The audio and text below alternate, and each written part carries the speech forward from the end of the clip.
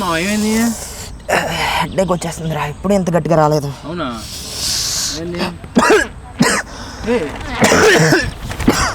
ఏమైందిరా సడన్గా? ఏమైంది? ఈ వాటర్ తాగించు ముందు, ఫస్ట్ కూర్చొని తాగించండి.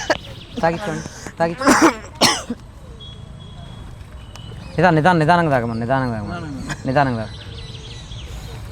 ఓకే, రిలాక్స్ కోండి తమ్ముడు, రిలాక్స్ కోండి.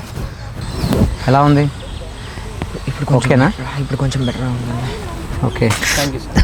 ఏం తమ్ముడు ఏమైంది? ఏంది అలా ఉన్నావు? ఏమో తెలియదన్న, ఇప్పుడు ఇలా జరగలేదన్న. జెన్యున్గా ఎప్పుడు తలనొప్పి వచ్చినా సిగరెట్ కాలుస్తాం కదా, సిగరెట్ కాలుస్తుంటే తలనొప్పి వచ్చిందన్న. చూడు తమ్ముడు, నువ్వేమనుకోకపోతే ఒక మాట చెప్పనా నీకు. నేను 2 days నుంచి నిన్ను అబ్జర్వ్ చేస్తున్నాను. నేను బస్ స్టాప్ దగ్గర కానీ అన్ని చోట్ల చూస్తూనే ఉన్నాను. నువ్వు స్మోకింగ్ చేస్తూ ఉన్నావు. నువ్వు స్మోకింగ్ చేస్తూ నువ్వు ఇబ్బంది పడుతూ పాటు నీతో పాటు ఉన్న పక్కన వాళ్ళు అందరూ ఇబ్బంది పడుతున్నారు. ఇప్పుడు చూసావా నువ్వు ఎంత సివియర్గా పెయిన్ ఇవన్నీ చూసావా? ఇవన్నీ కారణం అదే. స్మోక్ అనేది నీ ఒక్కడే వల్లే కాదు, నీ చుట్టుపక్కల అందరినీ నాశనం చేస్తుంది. ఈరోజు చూసావా నువ్వు ఎంత సఫర్ అవుతున్నావో?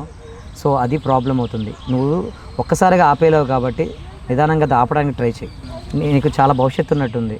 ఓకే, జాగ్రత్తగా ఉండు. రే మామ, ఇదేరా నా లైఫ్ని నాశనం చేసింది. ఇదేరా నా లాస్ట్ సిగరెట్.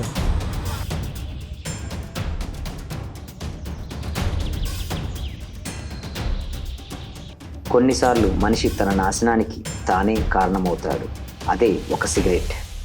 చిన్నదే, కానీ ఆ చిన్న మంట లోపల ఎంత నాశనం చేస్తున్నదో ఎవరికీ కనిపించదు. ఊపిరి కరిగిపోతుంది, గుండె తన రాగం కోల్పోతుంది, ఆశలు బూడిదైపోతాయి. కేవలం ధూమపానం చేసేవారు మాత్రమే కాదు, అతని పక్కన ఉన్నవారు అదే విషయాన్ని పీలుస్తున్నారు.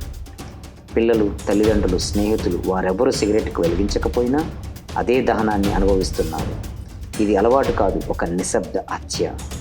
శరీరానికి కాదు, చుట్టూ ఉన్న ప్రేమను కూడా కాల్చేస్తుంది. కానీ మార్పు నీ చేతుల్లోనే ఉంది. ఒక నిర్ణయం సరిపోతుంది. సిగరెట్ను వదిలేస్తే శ్వాస తిరిగి పువ్వులాగా వికసిస్తుంది. నీ ఇల్లు మళ్ళీ వెలుగుతుంది. నీ భవిష్యత్తు నిజంగా నీదైపోతుంది. ఆరోగ్యానికి తొలి అడుగు ఈరోజే ప్రారంభించు.